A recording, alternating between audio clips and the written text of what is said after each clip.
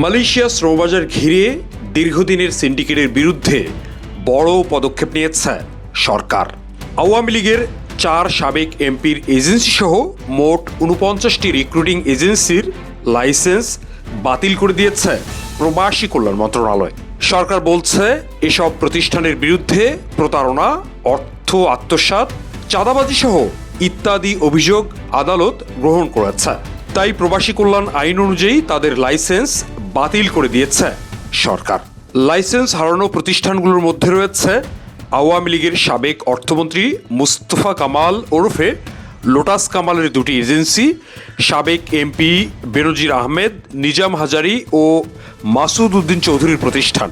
এছাড়া আলোচিত জনশক্তি রপ্তানিকারক ব্যবসায়ী নূর আলী এবং মালয়েশিয়া সিন্ডিকেটের প্রধান হোতা হিসেবে পরিচিত রুহুল আমিন স্বপনের ক্যাথারসিস ওভারসিজের লাইসেন্স বাতিল করা হয়েছে। মালয়েশিয়া শ্রমবাজারের সিন্ডিকেটের প্রধান অভিযুক্ত ব্যক্তির নাম দাতু শ্রী আমিন, যিনি কুয়ালালামপুর প্রবাসী একজন ব্যক্তি। বাংলাদেশ থেকে তার প্রধান সহযোগী ছিলেন ইউনিক গ্রুপের মালিক আলোচিত ব্যবসায়ী নূর আলী।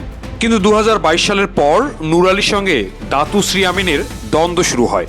এ সময় দাতু আমিনের ডানহাত হয়ে ওঠেন নূর আলীর প্রধান সহযোগী রুহুল আমিন স্বপন।